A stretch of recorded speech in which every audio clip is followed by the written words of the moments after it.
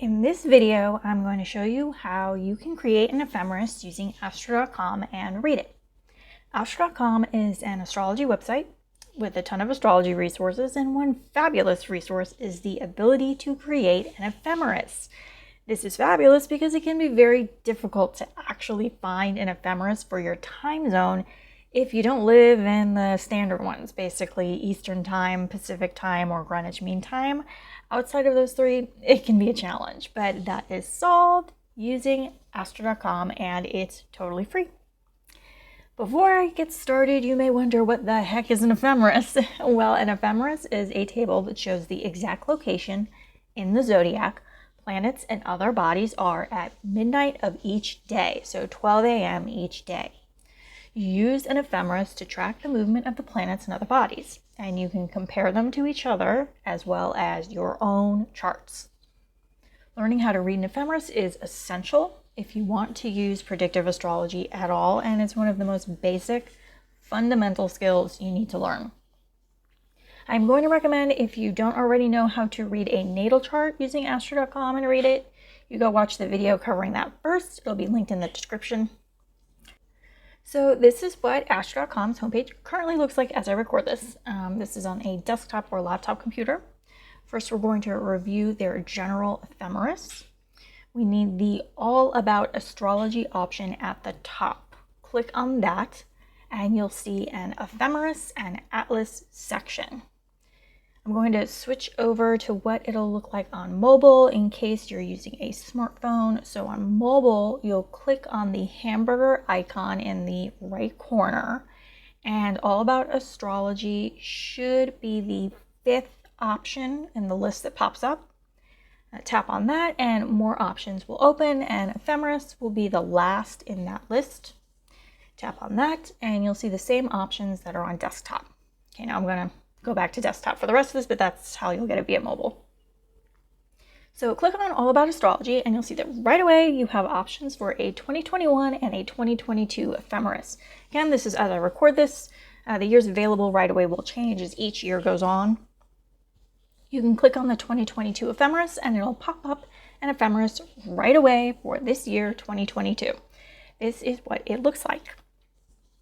It's a PDF file. Most computers and smartphones already come equipped to view PDF files, and you can always download Adobe Reader for free. So there's a cover page. You'll scroll down and hit the ephemeris.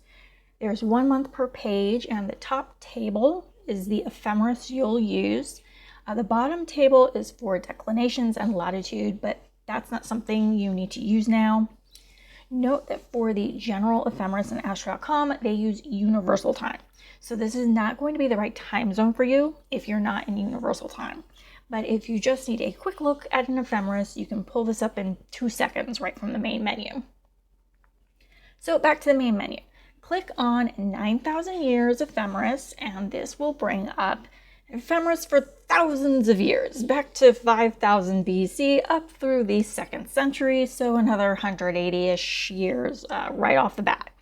They also have an individual ephemeris for each individual planet, for the eclipses, for the lunar phases, and for some you likely won't need to use, for the midpoints of the planets, heliocentric, and in the 22 degrees 30 minutes system. Below that, there is the table of houses, which you only need if you're going to learn how to create charts by hand.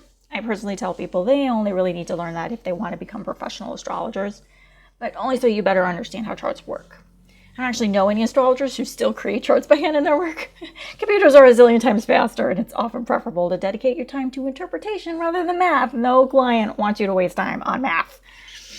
Anyways, below that, you'll also have the sidereal ephemeris options. The ephemeris we're using uses the tropical zodiac system. There are 3 zodiac systems: tropical, sidereal, and constellational. The one most used in the West is tropical, while the one most used in the East is sidereal, since they use Vedic astrology. I'm in the West. I use tropical, but you can play around later if you want to switch to sidereal. Basically, the starting point is different since the tropical zodiac is Earth-based and the sidereal zodiac takes into consideration the precession of the equinoxes. Truthfully, I haven't used the constellational zodiac and haven't really known anyone who does. It's a relatively new system that is based on the actual positions. but it makes for a very wonky system because of that. Anywho, the ephemeris on this page all use universal time, but they can be useful when you want to look at only one specific planet. Now let's create an ephemeris for your location. So for this, you do need to have birth data submitted first. So go to My Astro, input your birth data, or really just whatever data if you're not dealing with any charts. And once you're on the free horoscopes page, click on Create an Ephemeris.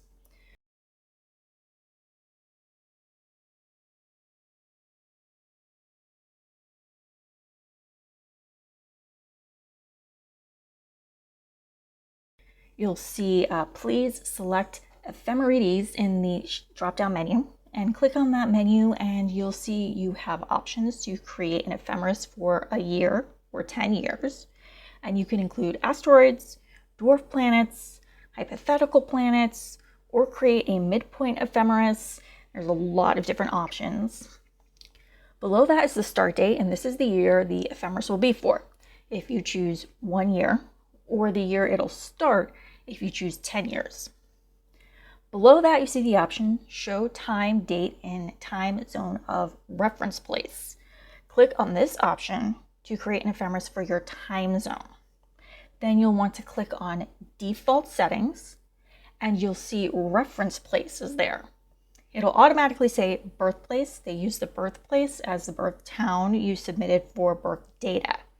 If you want to create the ephemeris for that same town, leave the reference place as birthplace.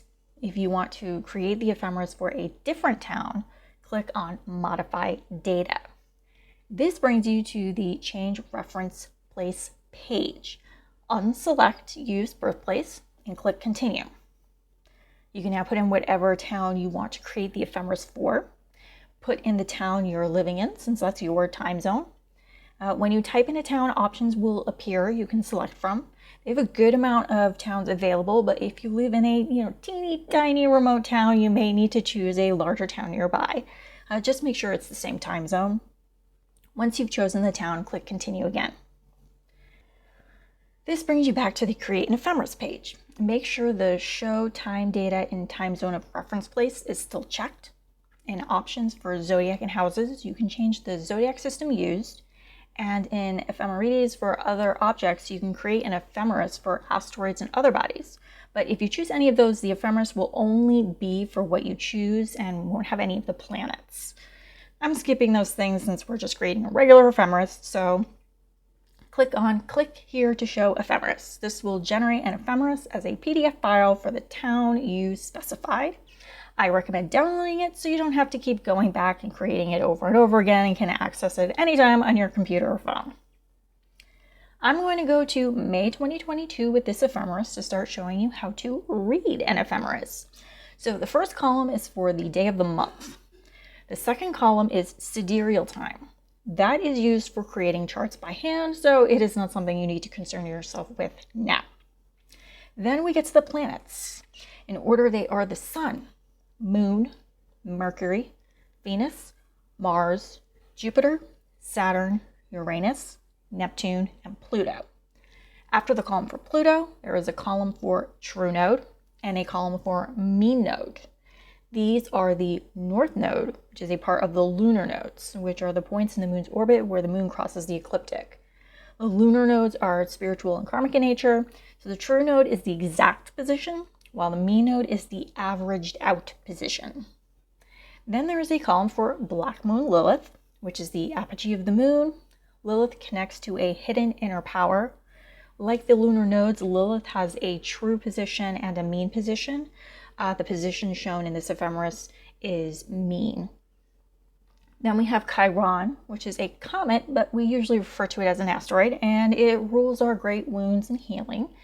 And the last column is the days again. There are videos that intro to the nodes, Lilith, and Chiron, so I'll link to those in the description if you want to know more about those.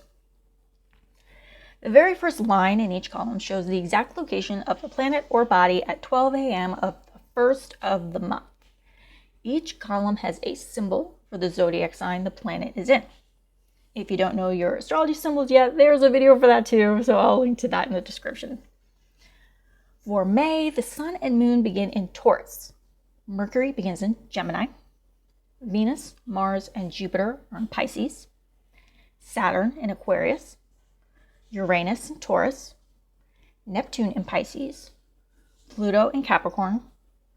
The true and mean nodes in Taurus. Lilith in Cancer. And Chiron in Aries. As you follow each column down for each planet, you'll see the planet moving through the zodiac signs. The numbers will go up higher when they are in forward motion. If an R is present, this means the planet is now retrograde, which means it's appearing to move backward. The R pops up for Mercury on May 10th, and at that point it starts moving backward. So the numbers go down until reaching another zodiac sign. When a planet changes signs, the symbol for that sign will appear in the column for that planet. See, for Venus, the Aries symbol is there for May 3rd, meaning it has moved into Aries. The Taurus symbol appears for May 29th, so Venus has moved into Taurus. It's usually the day before the symbol has popped up since it's there at midnight. In the case of Mercury, the Taurus symbol appears for May 23rd. So Mercury moves into Taurus May 22nd. It's the retrograde, so it's going backward and goes from 0 degrees Gemini to 29 degrees Taurus. There are 30 degrees in every zodiac sign, with 0 being the starting point and 29 being the end. In forward motion, we go 0, 1, 2, 3, 4, and when we reach the end, it's 27, 28, 29, and then 0 again into the next sign. In retrograde motion, we go backward. So 4, 3, 2, 1, 0, and then 29, 28, 27, and so on for the previous sign. This is the order of the signs: Aries, Taurus, Gemini, Cancer, Leo, Virgo, Libra, Scorpio, Sagittarius, Capricorn, Aquarius, Pisces, and start over again at Aries. When the planet is no longer retrograde, a D will appear in the column, which stands for direct. For the month shown, D appears in the true node column. The number to the left of the symbol on the left side of each column is the degree location. The number to the right of the symbol on the right side of each column is the minute location. There are 60 minutes in each degree. The Astro.com ephemeris only shows seconds for the sun, which is the second set of numbers on the right of the symbol. Most ephemerides only show degree and minute.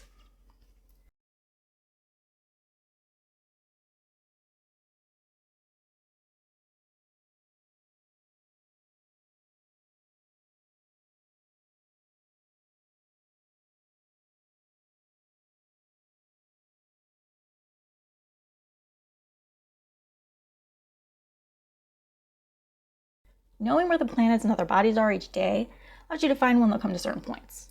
Let's say you want to know when they'll come to 3 degrees, 10 minutes. For the sun, 3 degrees appears on May 24th, once the sun is in Gemini. It means it's passed over 3 degrees, 10 minutes on May 24th. Go to the Mercury column. It comes to 3 degrees, 10 minutes on May 5th.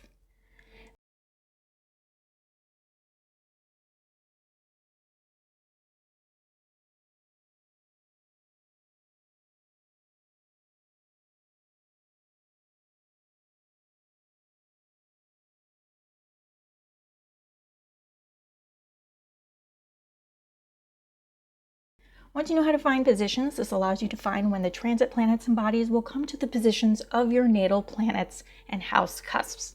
This allows you to find when they are making aspects and when they are touring through your houses.